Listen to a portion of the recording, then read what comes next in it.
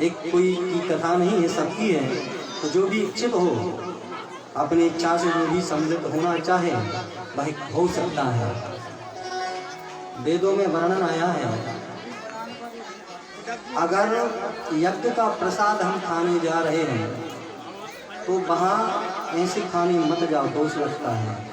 तुमने ना उतना भजन किया, ना उतना दान दिया, और भोजन पानी या प्रसाद लेने आ गए तो उसमें लगता है दोष। हमें दोष ना लगे, हम जितना प्रसाद पाना चाहते हैं कम से कम उतना अंश भगवान के चरणों में हमें दान अवश्य करना चाहिए, ताकि हम उस दोष से बच जाएं। तो कहाँ की गाड़ी? एक दिन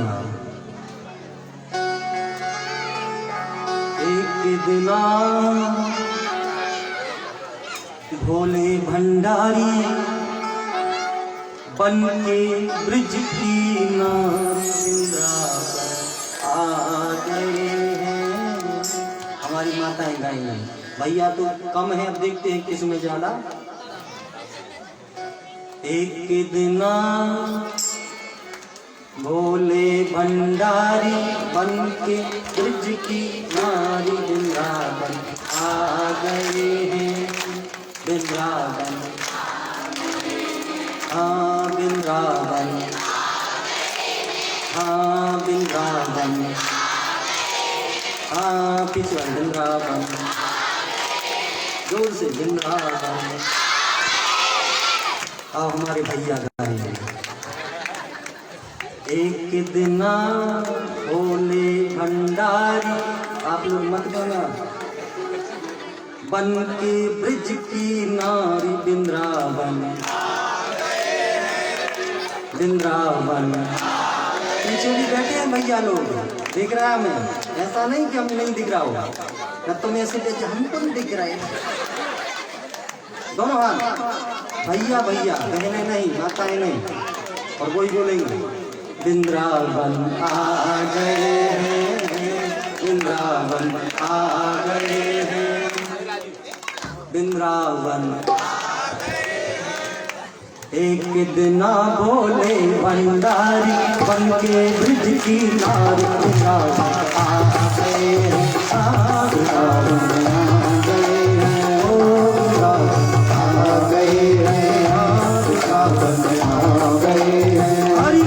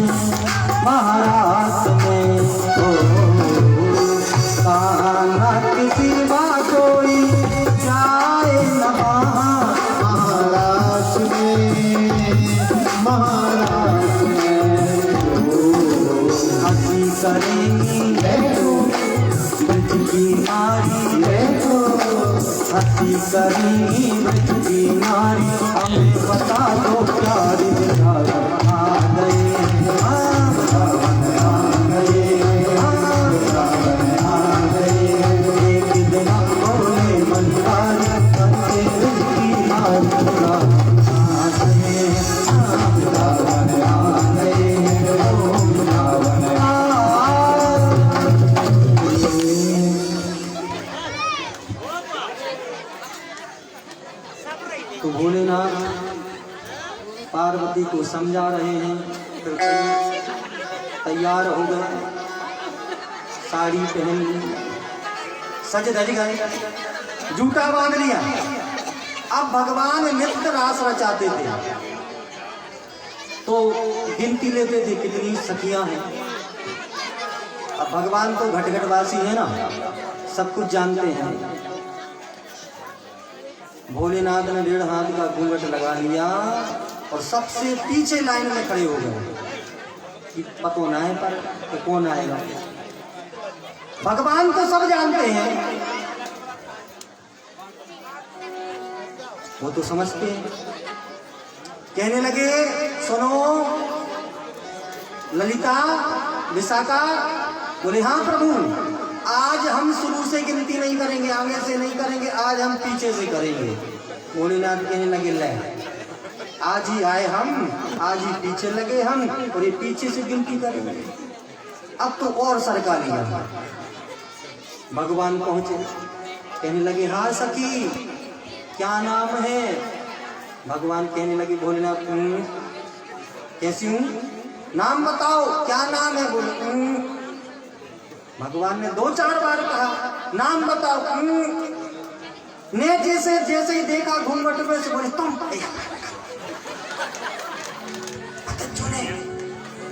क्या हुआ, तुम कहां से? बोले प्रभु बहुत इच्छा थी आपका दर्शन करने, तो आए गए, बताना मत।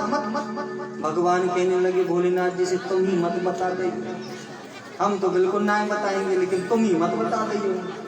भोलेनाथ कहने लगे, हम क्यों बताएंगे? तो बोले ठीक है, तो बता दो कि हमारा नाम चंद्र सखी है। बोले हाँ सखी, क्या नाम? बोले चंद्र सखी।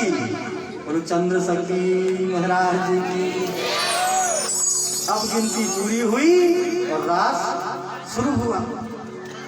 और जैसे ही रास शुरू हुआ और भगवान भोलेनाथ को भाव चढ़ा, तो तांडव जानते ही हो भोलेनाथ जी का। जटाटवी गलज्ज्वल प्रवाहि पावकस्थल हरेवलम गंभितं भुजंगमाल। और भगवान नाचने लगे तो साड़ी के 2000 से टुकड़ा हो गए।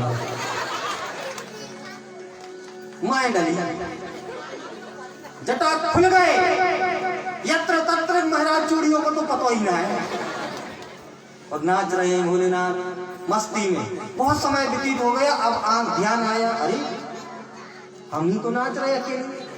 बारी सखी, जितनी सखियां थी ना सब डर गई, वो तो दूर खड़ी रह गई। जब होश आया, हम ही नाच रहे। भगवान के पास गए, भोलेनाथ जी क्यों, कैसा रहा? भगवान कहने लगे, बढ़िया रहा। तो किसी ने पहचान तो नहीं पाया ना? बोले भगवान खुद को देख ली, खुद को देखो ना। जैसे ही भोलेनाथ जी ने खुद, अरे साड़ी डरी, चूड़ी, अब तो तुम यहीं रहना पड़ेगा, यहाँ पुरुषों का आना वर्जित है, और तुम आए गए तो अब तुम्हें यहाँ गोपी बनकर रहना पड़ेगा। तो भगवान भोलेनाथ गोपीश्वर बन करके रहने लगे। बोलो गोपीश्वर भगवान। और फिर रास हुआ, सबको भगवान ने आशीर्वाद दिया, सब सखियां अपने अपने घर भगवान में स्वरूप चले गए हैं। भोलेनाथ समय बीता। अब एक दिन कंस के यहाँ नारद जी पहुंचे। नारद जी ने कहा कंस से, क्यों भैया तुम्हें कछु चिंता ना है का? कंस कहने लगा, महाराज काय की चिंता? अरे तुम्हारे शत्रु का कब से जन्म हुआ है, अवतार हुआ, और तुम उसको मार नहीं पाए। कैसे मारे? पूतना भेजी, पता नहीं, सक्कासुर, बकासुर, अघासुर, तृणामृत आदि आदि सब मर गए, क्या करें? नारद जी कहने लगे, एक काम करो, यज्ञ करो। यज्ञ में बलदाऊ और कृष्ण भगवान को बुला लो, और भीड़ भाड़ होगी, वहां भीड़ भाड़ में मार देना, कन्हैया को पतो ही ना पड़ेगा। कंस कहने लगा ये बात तो अच्छी है।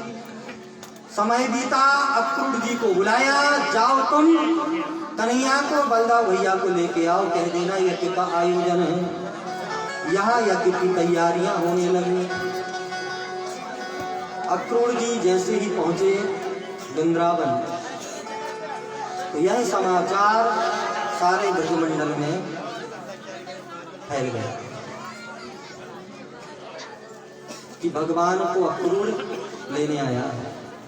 सारी सखियां रात भर नहीं सोई, ग्वाल वाल रात भर नहीं सोए, वह नंद भवन के दरवाजे के पास खड़े रहे कि कभी तो दरवाजा खुलेगा, कभी तो कन्हैया निकलेगा, हम कन्हैया को अक्रूर के साथ जाने नहीं देंगे। मैया को समझाया भगवान ने, मैया हमें जाने दो। मैया को समझाया, अक्रूर जी ने, देख यशोदा ये जो कन्हैया है ये तुम्हारो छोरा ना है, जो तो वासुदेव को छोरा है, तुम्हारे यहाँ तो लाली गई थी। तब मेरे प्यारे यशोदा रोती रोती भगवान को कहती है, ठीक है लाला, अगर तुम जानो चाहो तो ठीक है लाला जाओ, लेकिन कब आओगे? भगवान कहने लगे तुम चिंता मत करो, हम अवश्य आएंगे, जल्दी आएंगे।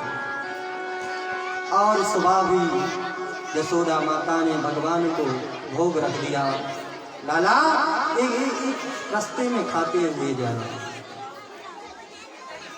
जैसे ही रथ पर बैठने लगे, सामने गोपियां खड़ी हो गई, लाला हम तुम्हें जाने नहीं देंगे, तुम हमें छोड़ करके नहीं जा सकते। कन्हैया समझा रहे हैं, सखी तुम हमसे प्रेम करती हो, जब कोई किसी से प्रेम करता है तो प्रेम मांग नहीं करता, प्रेम तो समर्पण का नाम है। एक प्रेमी चाहता है मेरी प्रेमिका जिस हाल में खुश रहे, बस उसी का वही काम है। कोई भी ऐसा काम उसको नहीं करना चाहिए जिस काम से उसके प्रेमी को दुख पहुंचे। इसलिए सखी क्या तुम नहीं चाहती कि हम अपना कर्म करें, हम प्रसन्न रहें?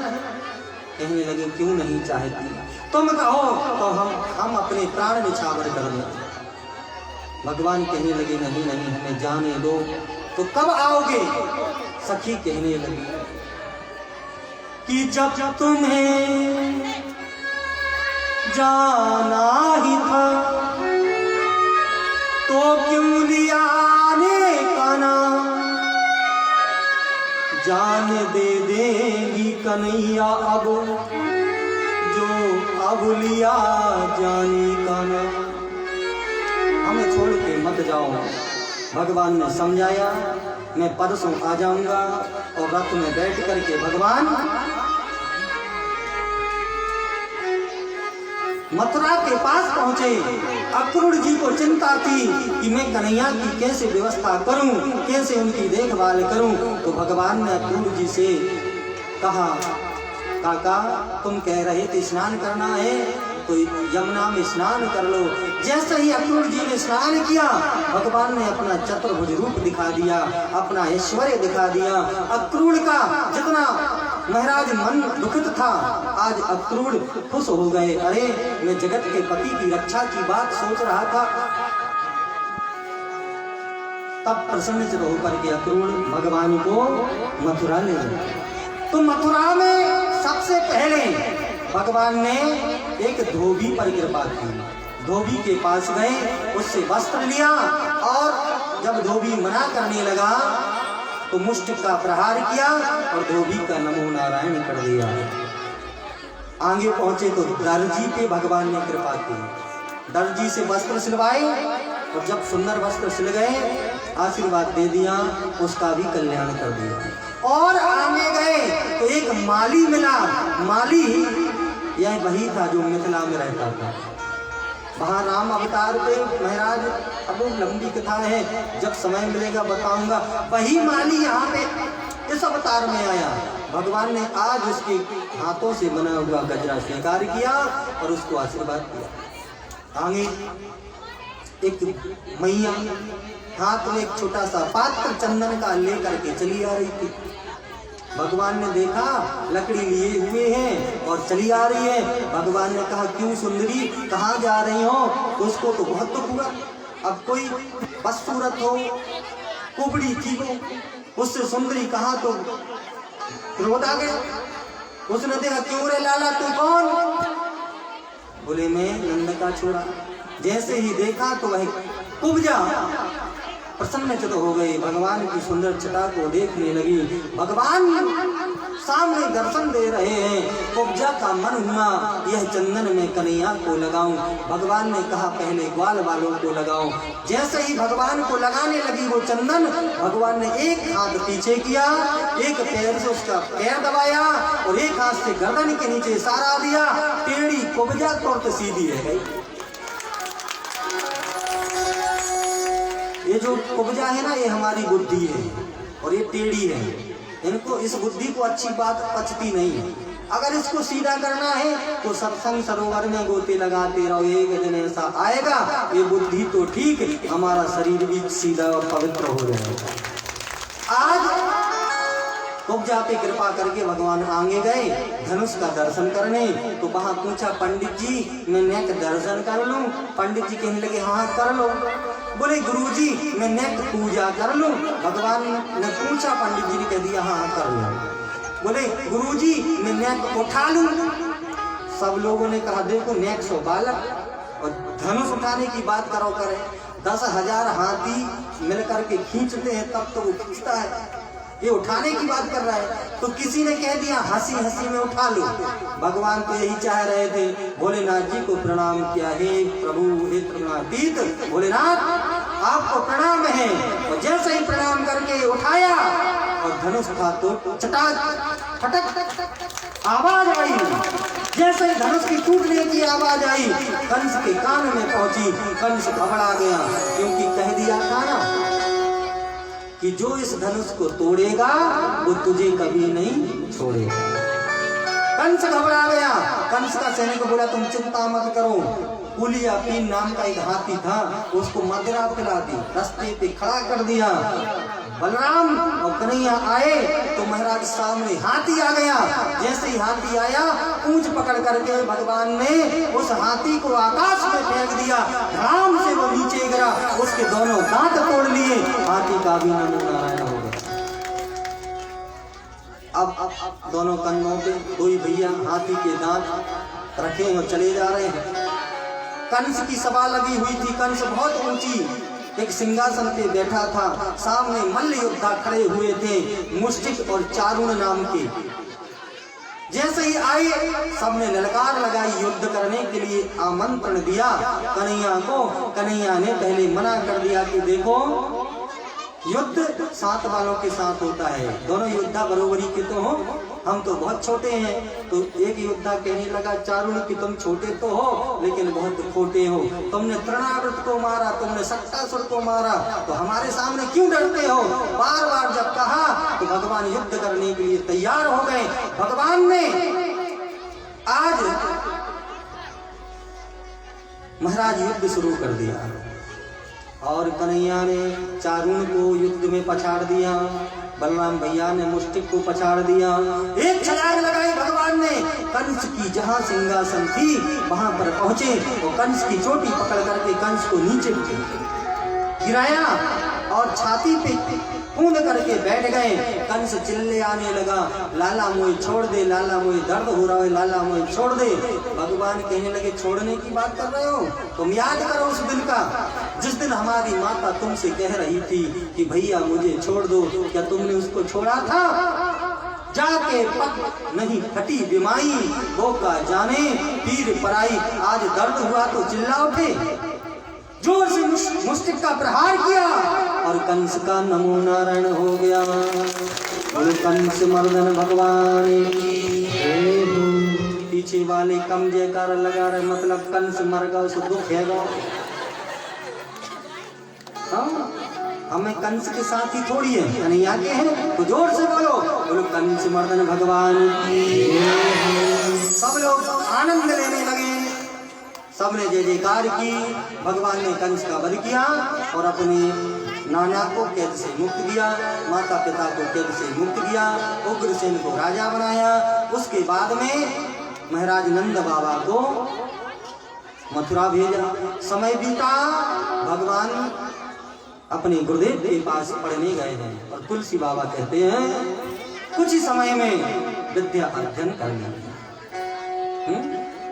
गुरु ग्रह गाया पढ़न यदुराई, गुरु ग्रह गयो पढ़न यदुराई, गुरु ग्रह गाया पढ़न यदुराई, गुरु ग्रह गए यदुराई, अंत काल विद्या सब आई, अंत काल विद्या सब आई, अंत काल विद्या सब आई, अंत काल विद्या सब आई। आज गुरुदेव के पास गए, थोड़े ही समय में भगवान ने पूरी विद्याओं को ग्रहण किया। पुनः आए तो अब भगवान का मन नहीं लगता। मथुरा में भगवान ने भोजन समय पे पाना छोड़ दिया। भगवान के पिता पूछने लगे कि लाला का भयो, क्यों भोजन नहीं पाते समय से? कोई उत्तर ना सुना तो उद्धव से कहा, उद्धव लाला से कहो क्या बात है, दुखित क्यों रहता है? तो उद्धव गए, उद्धव ने समझाया लाला तुम तो जगत के स्वामी हो, तुम दुखी क्यों रहते हो? तो भगवान कहते हैं उद्धव मोहि ब्रिज बिसरत नहीं, उद्धव मोहि ब्रिज बिसरत नहीं। मैया की याद आओ करे, बाबा की याद आओ करे, सखियों की याद आओ करे, सबकी याद आती है। उद्धव समझाने लगे क्या कह रहे हो तुम? तुम्हें सबकी याद आती है, तुम क्यों भूल जाते हो तुम परमेश्वर हो? तब भगवान ने उद्धव को एक चिट्ठी लिखी, तुम जाओ जाकर के सखियों को समझा देना, वो वहां रोती है तो हमें भी रोना आता है, वो हमें वहां याद करती है तो हमें उनको याद करनी पड़ती है, उनकी हमें याद आ जाती है। उनको जाके समझाओ। एक पत्र लिखा और उद्धव सखियों के पास गए वृंदावन। वहां देखा उद्धव को घेर करके सारी सखियां खड़ी हो गई हैं। जो पत्र था उसको छीन लिया, टुकड़े टुकड़े कर लिए। और जैसे ही उद्धव ने प्रेम की पराकाष्ठा देखी, पहले समझाया सखी तुम परमात्मा का भजन करो, भगवान का भजन करो, उससे तुम्हारा कल्याण होगा। सखी कहने लगी उद्धव मन तो एक होता है, मन हजार थोड़ी है। उद्धव मन तो एक है, चाहे जहां लगा, चाहे हरि को भजन करो, चाहे विषय कमा। उद्धव मन एक है और यह मन हमारा कन्हैया के चरणों में लग गया। अब हम किसी और को नहीं चाहते। उद्धव मन तो उद्धव मने ना रहे 10-20, एक हाथों सो गयो श्याम संग, काराधे कोई उद्धव मन ना रहे 10। एक था मैंने कन्हैया को दे दिया, अब तुम कह रहे हो भगवान का भजन करो, ये मन ही नहीं हमारे पास। ये शरीर देख रहे हो ना, ये शरीर मात्र चल रहा है, दिख रहा है, लेकिन मन तो कन्हैया के चरणों में। जब ऐसी सुंदर सुंदर उपदेश सखियों से सुने तो उद्धव सीधो है गयो, सुन गोपिन के बोल, और ज्ञान बजावे डुबडुबी, और भक्ति बजावे ढोल। उद्धव चरणों में गिर गए नंद व्रज स्त्रीणाम, विजय स्त्रीणाम पाद रेणुम भक्षण सा। मैं ऐसे गोपियों के चरणों में बार बार वंदन करता हूँ और आश्वासन देकर के मैं कन्हैया को ले आऊंगा। उद्धव पुनः वापस आए, कन्हैया को समझाया, लाला इतना याद करो करे तुम क्यों नहीं जाते। भगवान ने कहा, उद्धव तुम्हें अभिमान आ गया था ज्ञान का, इसलिए तुम्हें भक्ति का बुट लगाना जरूर था। अब तुम्हारे हृदय में भक्ति आ गई है ना, अब अभिमान नहीं रहेगा। तुम क्या सोचते हो सतियां हमसे दूर हैं? बोले हाँ, आंखें बंद करो। जैसे ही उद्धव ने आंखें बंद की और खोली तो देखा सारी सखियां नंद बाबा सब भगवान के पास खड़े हैं। जय जयकार हुई, समय बीता। अब भगवान महाराज मथुरा में रह रहे। कंस की पत्नी अस्थि और प्राप्ति जरासंध के पास गई, समाचार सुनाया तो 17 बार जरासंध ने चढ़ाई की। 18वीं बार जब हार करके परेशान हो गया तो महात्माओं को, ब्राह्मणों को अनुष्ठान में बिठा दिया। तुम बैठो ब्राह्मण देवता, अगर तुम नहीं बैठे, अगर हमारे जीतने की इच्छा नहीं की तुमने, अगर हम हार गए युद्ध में तो हम तुम्हें सूली पे चढ़ा देंगे। ब्राह्मण सब लोग कहने लगे, हे प्रभु अब दुष्ट से पाला पड़ गया, आप हमें बचाओ, आप कृपा करो। तो ब्राह्मणों की जान बचाने के लिए, भक्तों की जान बचाने के लिए जब 18वीं बार युद्ध करने आया जरासंध, तो भगवान मथुरा को छोड़ करके और कालियावन द्वारा, मुचकुंद द्वारा कालियावन का उद्धार करवा करके जा करके भगवान द्वारिकापुरी पहुंच गए। बोलो द्वारिका नाथ भगवान की जय। अब द्वारिका में कौन है? द्वारिका के राजा कौन बन गए? कन्हैया। अब ये बताओ द्वारिका कहां से आई? हाँ, पिछले साल बताया था, आप लोग याद नहीं रखते हैं। अब कभी आगे बताएंगे। द्वारिका में भगवान राजा बन गए। धीरे धीरे समय बीता। एक दिन भगवान के यहाँ एक ब्राह्मण आया। ब्राह्मण कहां से आया? कुंडलपुर से। कुंडलपुर में भीष्मक नाम के राजा महाराज राज्य करते थे। भीष्मक नाम के राजा का पुत्र था रुक्मी, और भीष्मक की पुत्री थी रुक्मणी। रुक्मणी ने भगवान के गुणानुवाद सुने, भगवान की कथा सुनी, तो भगवान के चरणों में मन लग गया। अब तो हृदय बना लिया, अगर हम विवाह करेंगे तो करुणानिधान से, कन्हैया से करेंगे, बाकी किसी से नहीं करेंगे। महाराज रुक्मी ने अपने माता पिता से कहा, देखो हम अपनी बहन का विवाह शिशुपाल के साथ करेंगे, अगर बीच में किसी ने टांग अड़ाई तो ठीक नहीं होगा। अब तो माता पिता भी महाराज दुखित रहने लगे कि अब क्या करें, रुक्मणी का विवाह कन्हैया के साथ कैसे करवाएं। रुक्मणी भी दुखित रहने लगी। तब रुक्मणी की सखी ने कहा, तुम एक काम करो, एक पत्र लिखो और वह पत्र भगवान को भेज दो। हमें पूरा विश्वास है कन्हैया तुम्हें लेने अवश्य आएगा। एक ब्राह्मण के पास रुक्मणी गई, सारा हाल सुनाया, एक पत्र लिखा और ब्राह्मण को द्वारिका भेज दिया। आज ब्राह्मण देवता द्वारिका में आए, स्वागत किया प्रभु ने। पत्र जैसे ही दिया, प्रभु ये पत्र आया है। कहां से आया? बोले कुंडलपुर से लाए हैं। तो भैया पढ़ के बताओ। किसी का पर्सनल पत्र पढ़ना नहीं चाहिए। भगवान कहने लगे कि लोगों को ऐसा लगेगा कि कोई विशेष है, लोग दोष लगाएंगे। अब लोगों को तो चाहिए उंगली उठाने का कोई बहाना, तो भगवान ने सबके सामने खुलवाया है। ऐसा ना हो कि लोग कुछ और कहें। तो पंडित जी तुम ही पढ़ के बता दो।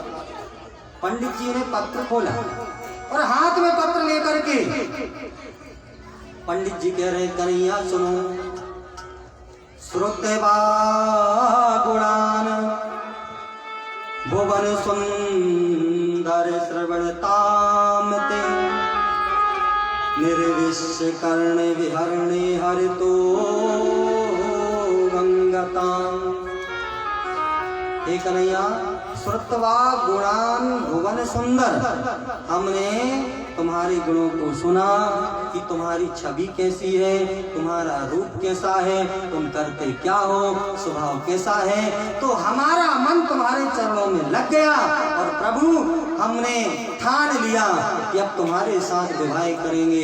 अगर तुम नहीं मिले तो कभी विवाह नहीं करेंगे, तुम नहीं मिले तो हम अपने जीवन को त्याग देंगे। भगवान ने जैसे ही सुना, ब्राह्मण से कहा तू ब्राह्मण देवता एक काम करो, कब चलना है। रथ तैयार किया, ब्राह्मण देव रथ चला रहे, भगवान बैठ के निकल गए। बीच में मिले बलदाव भैया, कन्हैया कहाँ जा रहे हो। भगवान ने कछु न्याय बताई। ब्राह्मण देवता से पूछी क्यों विप्र देवता कहाँ ले जा रहे हो। ब्राह्मण ने कहा कि देखो कुंडलपुर में यज्ञ है, रुक्मणी का स्वयंवर है, वहां जा रहे हैं। बलदाव भैया ने सोचा कि सही बात है, हमारा विवाह तो हो गया, हाँ? लेकिन अभी तक छोटा भैया विवाह को बचा है। बलदाव भैया का विवाह पहले ही संपूर्ण हो गया था, अब छोटे का भी विवाह होना चाहिए। हाँ हाँ ठीक है, जाओ मैं आता हूँ। और भगवान रथ लेकर के कुंडलपुर पहुंचे और वहां रुक्मणी को लगा ना जाने कन्हैया आएगो कि ना आएगो। रुक्मणी थाली हाथ में लेकर के माँ कात्यायनी का पूजन करने के लिए चल दी और कात्यायनी माता से विनती कर रही है, माँ कात्यायनी अब हम पे कृपा करो, हमें वासुदेव मिला दो। कात्यायनी च महाभाग, हे माँ कात्यायनी कृपा करो। पूजन करके रुक्मणी कात्यायनी से मांग रही है कन्हैया को, महायोगिन, हे महायोगिन, हे माता, हे शक्ति स्वरूपिणी, आप हमें ऐसा आशीर्वाद दो कि हमें कन्हैया पति के रूप में मिले। जैसे ही कहा, माता के गले से हार नीचे गिर गया, रुक्मणी के गले में पहुंच गया। बड़ी प्रसन्नचित हो गई। जय जय हे मां, बार बार जय जयकार है तुम्हारी। और रुक्मणी कन्हैया को याद करके कन्हैया को पुकार रही है, आओ कन्हैया न कर दे करा,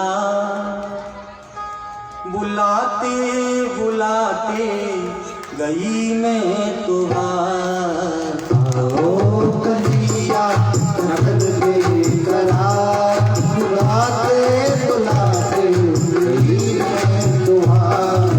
आओ कन्हैया न कर दे करा, बुलाते बुलाते गई मैं तुहार। आओ कन्हैया बुलाते बुलाते गई मैं तुहार।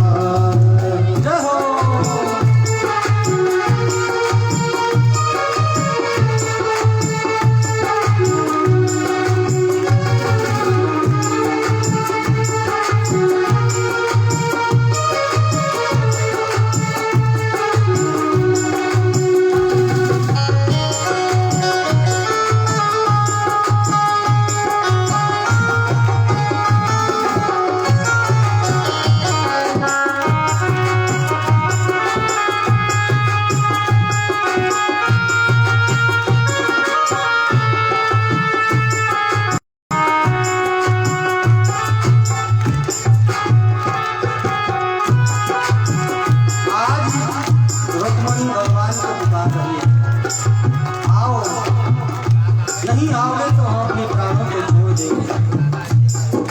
किस कहूँ कैसे कहूँ दर्द ये मेरा, नंदलाल लाल लाल मर मेरा।